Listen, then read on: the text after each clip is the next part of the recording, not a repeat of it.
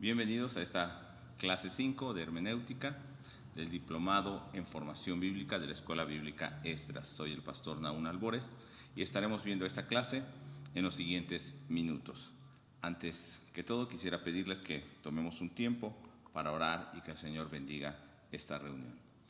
Padre, en el nombre de Jesús, pedimos que tu bendición esté sobre mis hermanos que estarán escuchando esta clase, que a mí me des la facilidad, la inteligencia, Señor, también tu Espíritu, para poder, Señor, compartir esta herramienta de ayuda para que mis hermanos puedan interpretar, puedan entender tu palabra y puedan transmitirla de la mejor manera.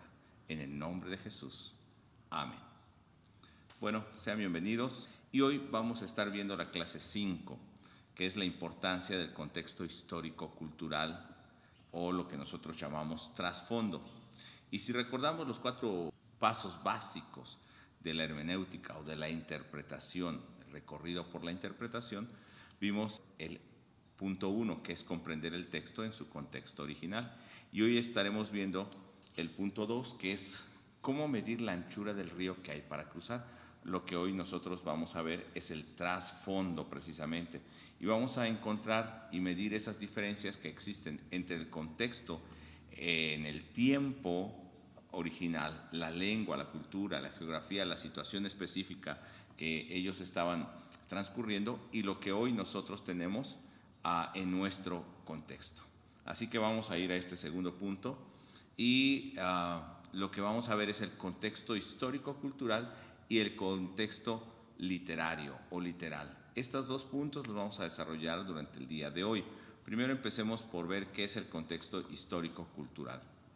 Y el contexto histórico-cultural es lo que nosotros llamamos trasfondo y precisamente tiene estos 2 aspectos, el histórico y el cultural. Poder entender qué había en ese entorno, en la historia y en la cultura, en el tiempo cuando se escribió el texto original.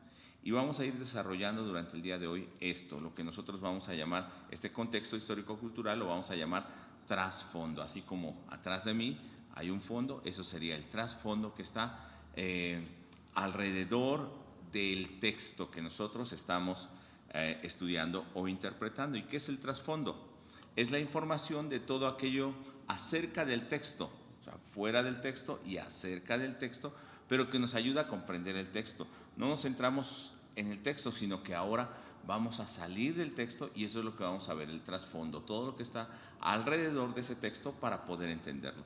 Y generalmente es información externa al mismo texto, pero en el caso de nosotros en la Biblia también tenemos información interna en la Biblia y que nos va a ayudar a comprender mejor el texto en estudio. Dentro del contexto histórico-cultural o trasfondo hay 2 puntos primeros que tenemos que entender en el texto. Primero, ¿quién es el autor bíblico? Y segundo, ¿cuál es la audiencia a la que se le escribió ese texto? 2 cosas, el autor y la audiencia. Viendo el autor bíblico y la audiencia bíblica, es importante que nosotros veamos la diferencia con el texto literario, que es un contexto dentro del libro. El contexto literario que vamos a ver posteriormente es un contexto dentro del mismo libro, dentro del mismo texto. Y el trasfondo que nosotros estamos viendo o el contexto histórico-cultural va a estar fuera del texto, puede ser otros textos bíblicos. Veamos primeramente el autor. Tenemos que conocer lo más que se pueda sobre el autor bíblico. ¿Cómo qué puntos? ¿Qué cosas tenemos que conocer del autor bíblico? Sus antecedentes, su trasfondo, esto es, qué persona es él, cuál era su situación en la que se encontraba específica, cuándo escribió, vamos a ver entonces el momento específico en el que escribió, desde su edad, qué estaba pasando en la historia, en el caso de la persona. Esos antecedentes nos pueden hablar acerca de su familia también, nos pueden hablar acerca de su ministerio, van a ir interrelacionados todos estos puntos. Y esto es importante porque conociendo al autor vamos a saber también cuál fue la manera en que escribió, cuál fue el móvil para escribir esas palabras y también cómo Dios lo estuvo usando. No solamente vamos a descubrir el texto, sino vamos a descubrir lo que hay atrás de ese texto referente al autor. En cuanto al tipo de ministerio también, hablando nuevamente de Daniel. Daniel, aunque trae profecía, Daniel no es un profeta como tal. No viene de una familia que se dedique al ministerio profético o sacerdotal. En cambio, Jeremías viene de una familia sacerdotal. Todo eso vamos a ir viendo. Ese tipo de información nos va a dar referencia también al ministerio que realizó y por qué escribió de tal o cual manera. También tenemos que ver la relación que hay entre el autor y las personas a quien escribe. Y, por ejemplo, hablemos de Ezequiel, que siendo él un profeta, está en el exilio, va a tocar asuntos con el pueblo que está exiliado en Babilonia, y en el caso de Jeremías va a escribir a los que están en Babilonia y a los que están todavía en Judá, y entonces siempre va a estar esta relación entre el autor y las personas a las que escribe. Y dentro del mismo texto bíblico a veces encontramos esos datos.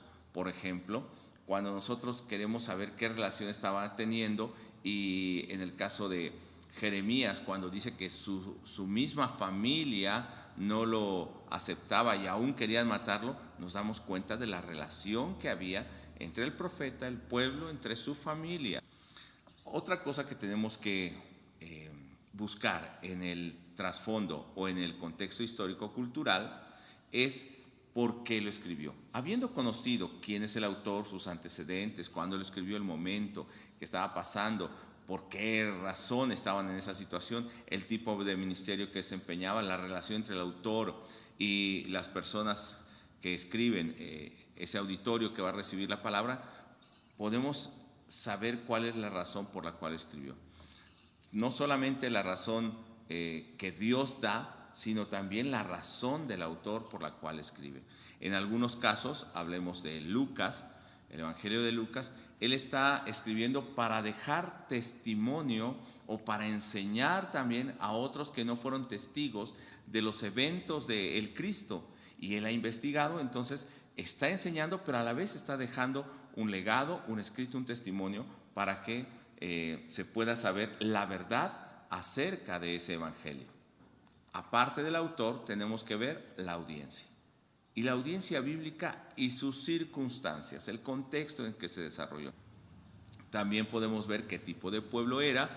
No es lo mismo el pueblo que está saliendo de Egipto en el desierto, en Éxodo, que el pueblo que está dentro de la tierra, que son los que ya recibieron la promesa de Dios y que ellos no caminaron en el desierto.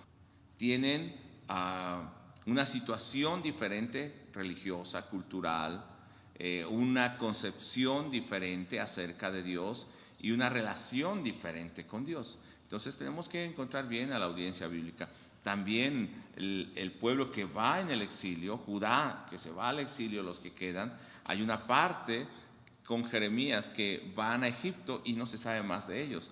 Pero los que fueron a Babilonia, cuando está el decreto de Ciro y empiezan a regresar a Jerusalén, también es una situación diferente de esa audiencia y tenemos que entender por qué les escriben a esa audiencia, qué estaban pasando.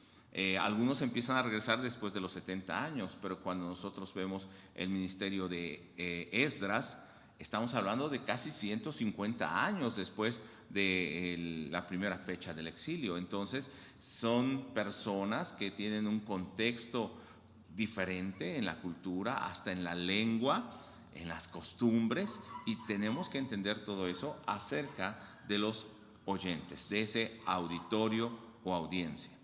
Cuando nosotros hemos encontrado lo más posible acerca del autor y de la audiencia, nosotros vamos a saber qué relación había entre ese autor y la audiencia, y al mismo tiempo entre la audiencia y el autor. ¿Qué relación hay entre ellos? Y eso nos va a dar más luz acerca del texto.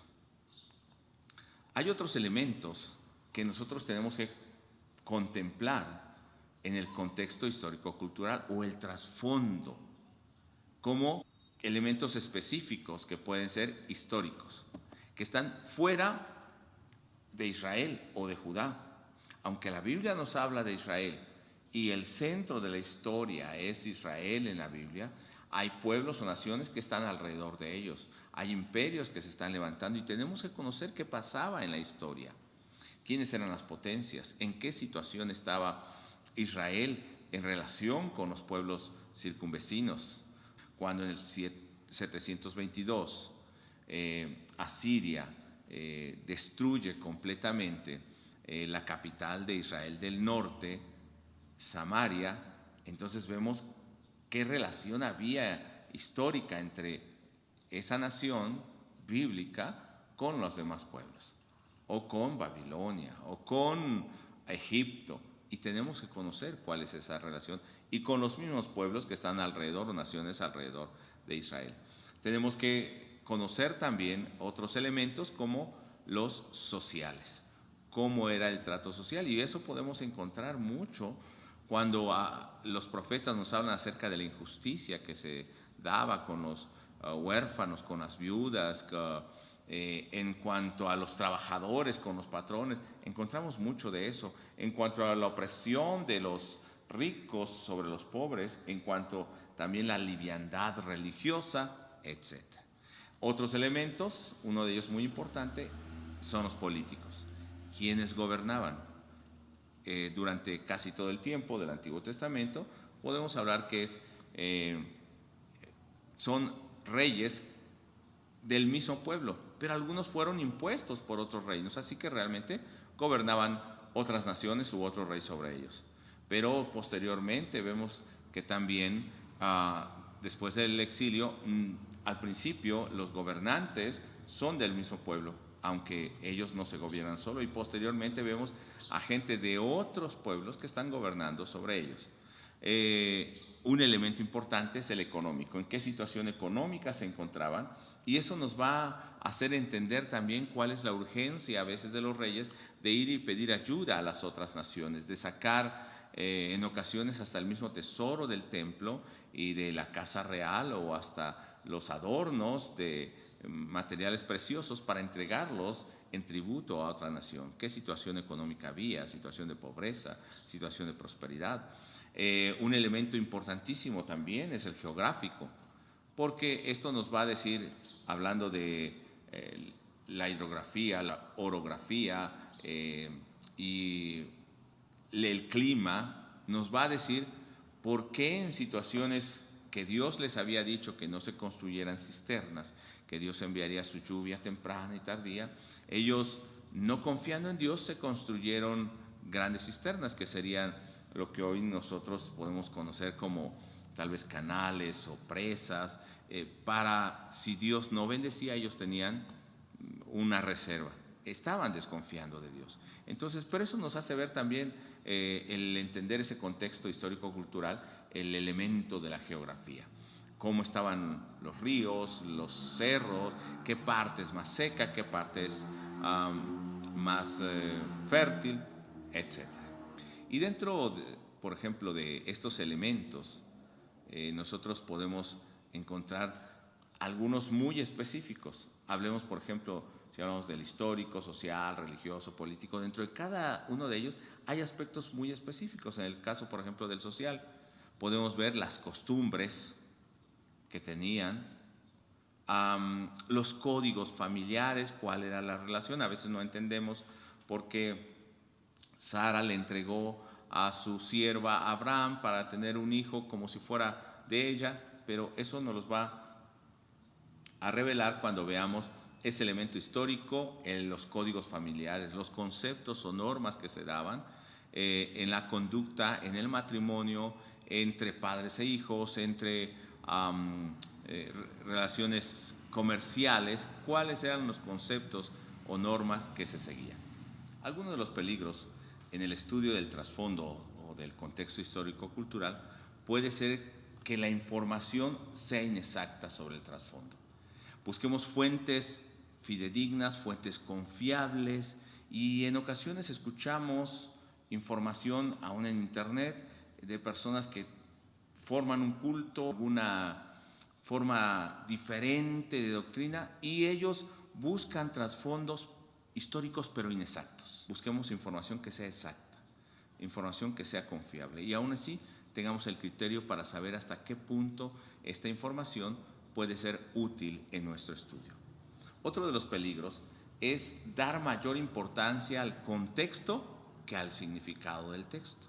Nos abocamos tanto a estudiar lo que está alrededor del texto y el trasfondo, la historia y todo eso, que lo último que ponemos es el texto, siendo que debe ser el centro de nuestro estudio para interpretar y lo demás que nosotros buscamos del trasfondo solamente es para tener una mejor comprensión de ese texto. Un tercer peligro es que podamos perder el corazón de intérprete por buscar profundizar solamente en la información y en datos. Nos convertimos en libros ambulantes, conocemos todo de la Biblia, pero ese texto no tiene razón de ser, ni el Espíritu Santo está hablando a nuestro corazón por ese texto. Dentro del contexto histórico-cultural, tenemos también el contexto de todo el libro. No podemos tomar un texto y estudiarlo aislado del resto del texto, del capítulo, luego del libro completo. Entonces necesitamos tener una perspectiva del contexto de todo el libro. Tenemos que ver dónde se encuentra ese pasaje en estudio, qué parte ocupa del libro. Tenemos que ver todos los detalles que hay alrededor de ese texto, reconocer el texto histórico-cultural del pasaje mismo, o sea, así como reconocimos el contexto del autor, de la audiencia, la historia de los pueblos alrededor, tenemos que reconocer también el contexto histórico-cultural del pasaje en estudio, exactamente ese pasaje donde se estaba dando. Y para ello, nosotros vamos a tener algunas ayudas o fuentes que van a ser de gran utilidad. El problema de estas ayudas o fuentes es que a veces recurrimos a ellas antes de haber estudiado el mismo texto. Por eso sería muy importante antes leer profundamente, repetidamente, concienzudamente el pasaje en estudio y, si es posible, no solamente el libro, sino todo lo que está alrededor de ese libro. En el caso, por ejemplo, que hablamos de Ruth, tendríamos que leer la situación o el libro de Jueces, saber que está en relación con eso. Si hablamos, por ejemplo, en el Nuevo Testamento, de algunas cartas de Pablo, tenemos que ir a Hechos y entender en qué momento, de dónde surgió esa iglesia, cuál era la situación, cuál era la relación de Pablo con esa iglesia, etc. Pero veamos las ayudas o fuentes externas acerca de que nos pueden ayudar para tener también un panorama completo, no solamente del libro, sino cosas que nos ayuden para interpretar mejor el texto en estudio. Pueden ser manuales bíblicos, que estos manuales bíblicos son muy concretos y nos dan información acerca del libro. Por ejemplo, los manuales bíblicos van a tener artículos generales acerca de la Biblia y del mundo de la Biblia. Van a tener una breve introducción y un comentario muy breve, pero generalmente estos manuales son extractos muy breves. Luego tenemos también la introducción o libros de introducción y estudios. Pueden ser introducción al Antiguo Testamento, al Nuevo Testamento. Estos son un poco más amplios que los manuales, un poco más detallados acerca del trasfondo de cada libro. Hacen una síntesis, analizan la autoría, pero no se meten de lleno o a profundidad en el texto. Lo que sí harán los comentarios. En el caso de los comentarios, van a tener mucha más ayuda del texto.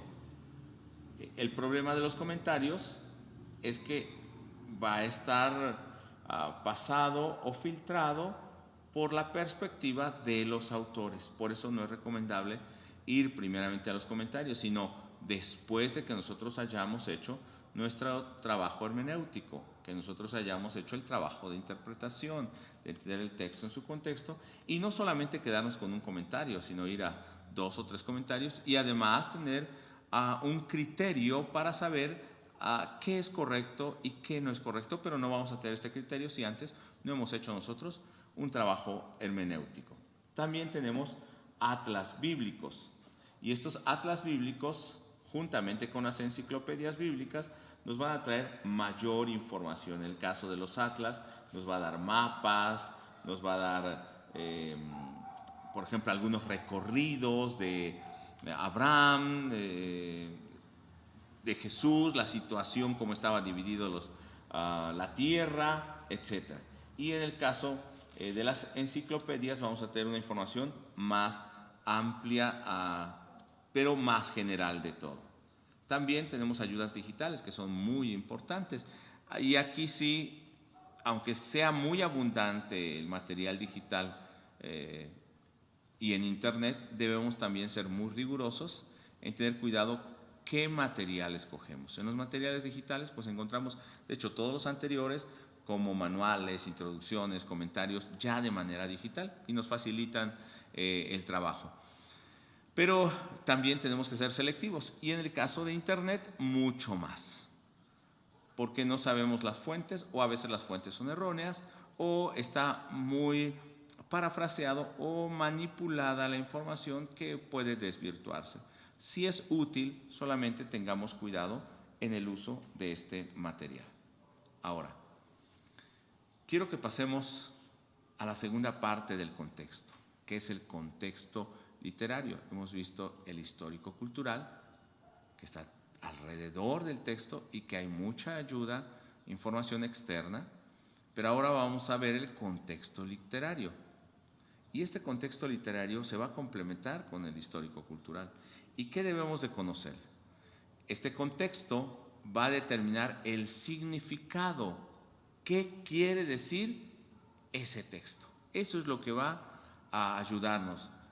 Por eso tuvimos que hacer el trabajo de tener el contexto histórico-cultural. Y en este contexto literario estamos buscando principalmente qué quiere decir el texto. Entonces, ese contexto que nosotros vamos a buscar, y lo repito por segunda ocasión, determina el significado. El contexto determina el significado del texto.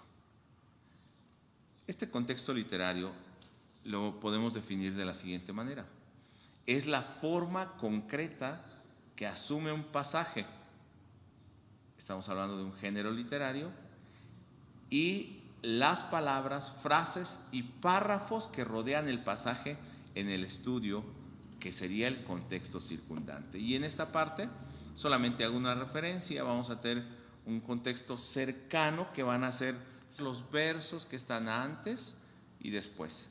El contexto distante o lejano va a ser aquello que tiene relación con ese pasaje en estudio, con ese contexto, pero que se encuentra aún dentro del libro o fuera de ese libro en toda la Biblia. Ahora, ¿qué es un género literario? El género literario es la forma o clase. Y recordemos que este género literario va a determinar el significado. No es lo mismo que nosotros leamos un poema y unas palabras que están en ese poema a que leamos una narración. Posiblemente en una narración y en un poema se va a hablar acerca de lo mismo, pero de manera diferente. Si nosotros no entendemos el género en el que está escrito, no hemos entendido el contexto en el que se escribió, el significado seguramente no va a ser el más recto. Podemos encontrar diferentes géneros literarios en la Biblia y son las diferentes clases de literatura que se encuentran desde Génesis hasta Apocalipsis. Y vamos a encontrar tanto en el Antiguo Testamento, algunos que se encuentran en el Nuevo Testamento, pero algunos que son exclusivamente del Antiguo o del Nuevo Testamento. Veamos, en el Antiguo Testamento nosotros encontramos relatos o narraciones, encontramos el género de historia, encontramos las leyes, que es un género, y hay libros específicos para eso, hablemos de Levítico. Encontramos poesía, como cuáles, Eclesiastés, sabiduría, como Proverbios. Encontramos también libros proféticos, claro, los profetas, y dentro, no sé si podemos decir que libros completos, pero sí dentro de este género profético encontramos también partes que son profético-apocalípticos. Y eso también lo vamos a encontrar en el Nuevo Testamento. Dentro de los géneros en el Nuevo Testamento, nosotros encontramos evangelios, historia, solamente hechos, cartas, y ahí podemos hablar de las cartas paulinas, las cartas universales, ¿no? Y también encontramos profético apocalíptico. En este caso solamente hablamos de Apocalipsis o revelaciones.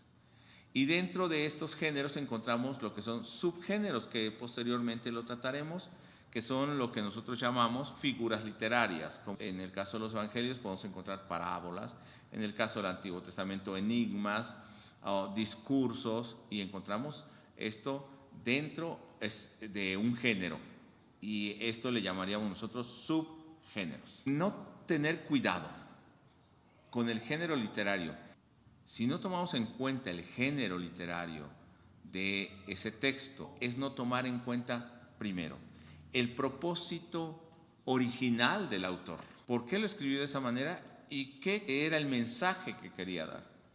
Eso es lo primero, no estamos tomando en cuenta al autor. Y segundo, no estamos tomando en cuenta al Espíritu Santo que lo inspiró.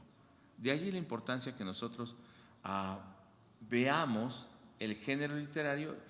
Si no aplicamos las reglas de ese género literario, corremos el riesgo de interpretar mal. Seguramente vamos a estar interpretando mal el texto. Ahora, cada género tiene reglas específicas de interpretación. La forma o género literario está relacionado, conectado con el contenido del texto. O sea, no se puede entender ese texto si no se entiende el género literario en que fue escrito. El contexto circundante, como su nombre lo dice, es aquello que está alrededor del texto que nosotros estamos estudiando y que va a formar el entorno del pasaje en estudio. Cuando hablamos de un texto bíblico, ese texto está rodeado de todo un sinnúmero de historias y textos con un significado muy específico, y no podemos quitar el texto. En este gráfico que nosotros tenemos podemos ver qué es el contexto circundante. Vemos el pasaje en estudio que está en el centro, en el color un poco más oscuro, y luego vemos todo lo que es el contexto circundante, que es el contexto inmediato. Y el contexto inmediato diríamos que es lo que está inmediatamente alrededor de ese texto: los versos anteriores, versos posteriores. El resto de la sección más amplia puede ser que no solamente sean unos versos, sino una parte del capítulo o todo el capítulo. Luego tenemos el resto del libro, para entender por qué habló ese pasaje que nosotros estamos estudiando. Y luego el resto de la Biblia. Y eso tiene que ver el contexto inmediato a los primeros versículos, y el contexto distante es que dicen todo el libro y que dice la Biblia acerca de ese texto. Es entonces importante que nosotros veamos el pasaje como parte de un mensaje completo, de un todo. Esto es, ese verso está dentro de una sección de la Biblia, dentro de un párrafo, dentro de un capítulo, dentro de un libro, dentro de un género literario, dentro de un pacto antiguo o Nuevo Testamento, y finalmente dentro de toda la Biblia. Si damos prioridad al género literario, debemos empezar por el texto, luego el contexto inmediato, los versos enseguida, y nos van a dar mucha revelación acerca de ese texto. Eso es lo primero que debemos estudiar y poner más atención. Y segundo, debemos identificar el contexto circundante. Entonces pongamos mucha atención en estos detalles, porque realmente nos van a dar una amplitud en el entendimiento y en la interpretación del texto. Cosas que debemos tener cuidado. Algunos detalles nos pueden resultar contraproducentes en nuestro estudio. Por ejemplo, la primera advertencia que no debemos hacer es no tomar en cuenta el contexto circundante. Esto es lo que se llama un texto sin su contexto, porque entonces estará centrado solamente en un versículo, y es descontextualizar el texto porque no vemos lo que procede, ¿no? Y no vemos tampoco lo que está antes, ni lo que precede ni lo que procede. Y no vimos lo que hay en medio. Y no tomar en cuenta lo que hay en medio para saltar de un lugar a otro, corremos el riesgo de caer. Entonces el texto, si se saca fuera de ese contexto circundante y sobre todo del contexto inmediato, nos va a causar muchos problemas en la interpretación. Otra advertencia en esto es tener cuidado con la predicación temática. Aunque la predicación temática es algo útil, y cuando los pasajes que están, o el pasaje central que está en estudio, y su relación con los otros pasajes que estamos utilizando, son interpretados en su contexto, cada uno de los pasajes, en el mensaje general, entonces no estará violando el contexto individual de cada pasaje. El problema es cuando nosotros tomamos un texto y para fundamentar ese texto utilizamos otros textos que están interpretados fuera del contexto propio de ese verso o ese pasaje que tomamos. Y yo recuerdo a una persona, aunque el libro también nos menciona un ejemplo similar, pero yo recuerdo a una persona de más de 40 años, él quería casarse con una muchacha, él utiliza la Biblia, pero la utiliza de manera errónea. Entonces él dice lo que el Espíritu Santo hable y abre la palabra de Dios ahí. Yo no sé si hasta lo traía preparado, ¿no? Que se casen. Y luego utiliza también o busca otro pasaje que según esta persona el Espíritu Santo le estaba dirigiendo y busca Juan 13:27, cuando dice lo que vas a hacer, hazlo pronto. Y entonces personalmente este varón con su esposa ahí presente me estaba platicando cómo Dios había dirigido ese matrimonio para casarse.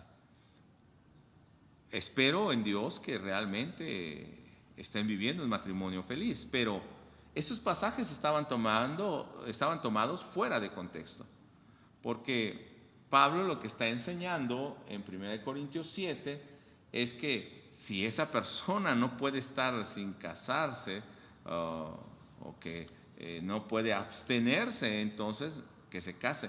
Pero enseguida dice, pero mejor sería que no se case.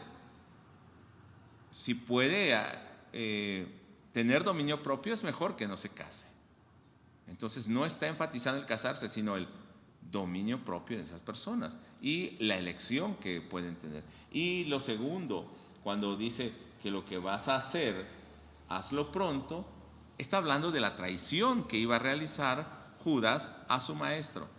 Entonces no se puede tomar como algo que nos está el Señor enviando a hacer. Es algo que está fuera de contexto. Este es un ejemplo que muchas ocasiones, no solamente a mí me ha pasado, el autor lo puso ahí porque seguramente es muy común el usar la palabra de Dios de esta manera. Es decir, el Espíritu Santo me habló y no es el Espíritu Santo porque estamos utilizando mal el pasaje. ¿Qué advertencia hay también con la predicación temática? Cuando se utilizan pasajes utilizando o fundamentando un tema, frecuentemente se distorsiona el significado de las escrituras para no tomar en cuenta el contexto literario. ¿Qué es lo que realmente quiere decir ese pasaje? En la predicación temática, las citas del texto fuera de contexto pueden ocultar el verdadero mensaje de Dios, pueden distorsionarlo y puede ser que lo contradigan. Entonces, debemos de tener mucho cuidado en interpretar el texto dentro del contexto circundante. También nos puede llevar a interpretar mal la Biblia e interpretar mal la Biblia, por lógica, vamos a enseñar mal la Biblia y va a perjudicar y esclavizar a las personas en lugar de mostrarles la libertad que hay en Cristo Jesús. Mire, ¿qué es lo que tenemos que hacer para evitar esto? Buscar el flujo de pensamiento. ¿Qué es esto? El pasaje que nosotros tenemos en estudio, que sería el pensamiento 1, entendemos realmente lo que dice, luego los que son circundantes, pensamiento 2, pensamiento 3, entendemos esos textos o esos pasajes dentro de su contexto literario.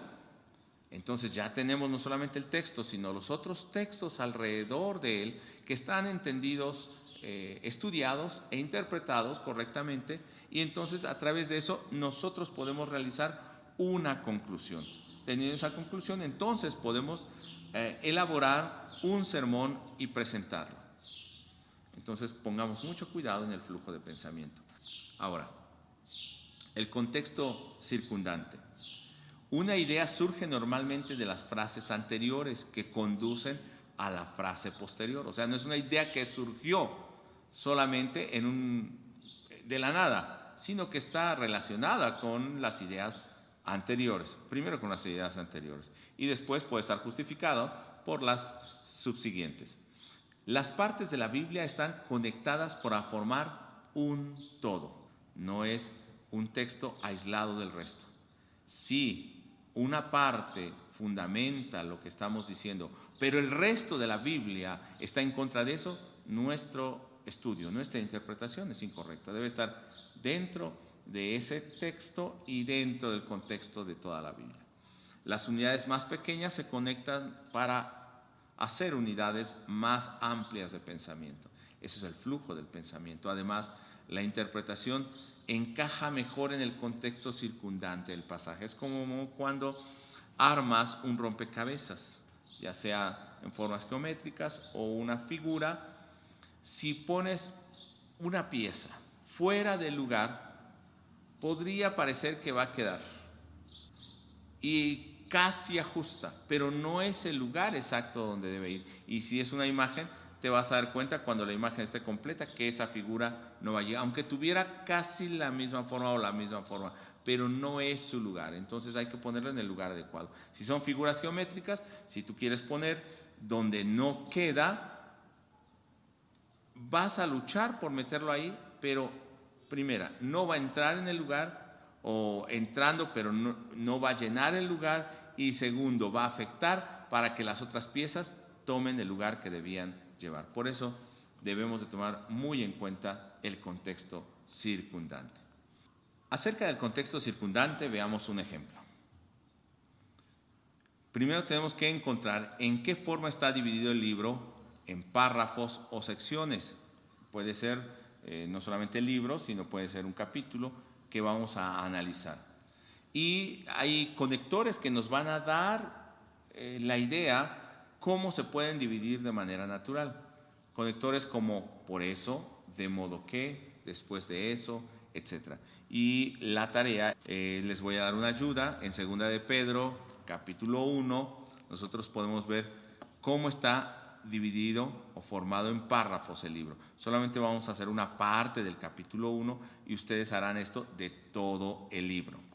Por ejemplo, empieza diciendo Pedro en el capítulo 1, verso 1, Simón Pedro, siervo y apóstol de Jesucristo, a los que habéis alcanzado por la justicia de nuestro Dios y Salvador Jesucristo, una fe igualmente preciosa que la nuestra. Gracia y paz os sean multiplicadas en el conocimiento de Dios y del Señor Jesucristo. Y empieza un conector, como todas las cosas que pertenecen. Allí nos está dando la idea de un cambio, de una separación o de una división natural. Deja de hablar de un saludo y entonces empieza a hablar de un tema. Y si nosotros continuamos leyendo, por ejemplo, vemos en el verso final, el verso 4, dice, a causa de la concupiscencia. Entonces, después de haber dado una idea, va a cambiar o va a referirse a las personas. Dice, vosotros también, entonces quiere decir que ahora ese mensaje se los va a dirigir a ellos, y entonces hacemos una división natural ahí. Igual, del capítulo 1, versos 5 al 11, pueden haber otras divisiones, aunque yo las dejé unidas ahí para llegar al pasaje que necesitamos en el estudio. Vamos a dividir en el verso 8, dice, porque entonces va a estar dividiéndonos o diciéndonos que ahí empieza a justificar la idea que estaba dando anteriormente. Y podíamos ir dividiendo de esta manera las ideas, la forma en que se dividen los párrafos. Dentro de algunas Biblias, o la mayor parte de Biblias, tenemos divisiones que ya vienen hechas por capítulos, versículos, y a veces también con títulos. Debemos tener cuidado cuando hacemos nuestro estudio de evitar usar estas ayudas que ya nos han puesto los intérpretes o traductores de la Biblia, porque es mejor entender el pasaje tal como fue escrito y tener una comprensión general. Ahora, el verso en estudio, el cual van a estar trabajando, es el verso 12 al 15. Por esto, yo no dejaré de recordaros siempre estas cosas, aunque vosotros las sepáis y estéis confirmados en la verdad presente. Pues tengo por justo, entre tanto que estoy en el cuerpo, el despertaros con amonestación, sabiendo que en breve debo abandonar el cuerpo, como nuestro Señor Jesucristo me ha declarado. También yo procuraré con diligencia que después de mi partida vosotros podáis en todo momento tener memoria de estas cosas. Este es el verso o el pasaje, que vamos a estudiar nosotros. Y ese pasaje primero lo vamos a entender. Vamos a entender lo que dice, luego vamos a entender en el contexto circundante, y ahí es lo necesario encontrar la forma en que están divididos los párrafos y qué relación tiene ese pasaje que está en el estudio primero, qué significa y qué relación tiene con los pasajes anteriores y posteriores. Y después de haber hecho esto, entonces van a entender cuál es el significado real de ese pasaje. El segundo punto, para entender el contexto circundante, va a resumir la idea principal de cada sección en más o menos 10 a 12 palabras. Y después de haber resumido la idea central, vuelve a leer la sección para ver si ese resumen realmente es o refleja lo que dice ese párrafo o sección que nosotros delimitamos. Y cuando usted está haciendo, piense en la idea o tema principal de la sección, de cada sección. Y luego, ¿qué dice el autor acerca de esa idea o tema? Por ejemplo, aquí lo tenemos ya en 2 de Pedro, verso 1 y 2, dice: Pedro saluda a quienes tienen la misma fe preciosa en Dios y en Jesús. Así en cada uno. Y llegamos al 12 al 15. Y lo que está hablando del 12 al 15 es que recuerden sus enseñanzas aún después de morir. ¿Y por qué está hablando de este pasaje, que recuerden sus enseñanzas aún después de morir? Nos va a hacer referencia a las secciones anteriores, los versos anteriores y a los versos posteriores.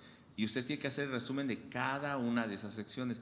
Esto que le estoy poniendo aquí lo debe hacer de todo el libro. Y entonces va a entender del verso 12 al 15 por qué habla de eso. Y bueno, de qué manera les va a recordar esas enseñanzas o en qué situación se encuentra el autor. Y va a entender mejor ese pasaje, el contexto circundante. Tercer punto del contexto circundante que debemos hacer. Vamos a explicar cómo el pasaje se relaciona con las secciones circundantes. Esto es ver cómo el pasaje en estudio encaja en lo circundante o es diferente. Si es diferente, quiere decir que estoy haciendo mal mi trabajo. Y observar cómo la sección en estudio se relaciona con lo que precede y lo que continúa.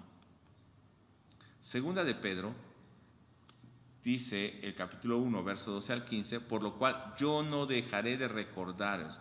¿Qué es lo que no va a dejar de recordar? Y de eso nos va a estar hablando los pasajes anteriores y posteriores.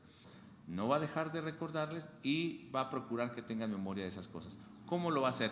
Y entonces allí vamos a entender lo que dicen los pasajes anteriores y posteriores, y van a cobrar mayor significado esos pasajes y nos va a ayudar a entender el pasaje que nosotros tenemos en estudio. Y su actividad práctica para esta semana está ahí precisamente en 2 de Pedro. Lea varias veces, va a identificar las divisiones del libro, los párrafos, las secciones, va a resumir las ideas, lo que acabamos de hacer, y luego va a explicar cómo el pasaje de 2 de Pedro 1, 12 al 15 se relaciona con el texto circundante.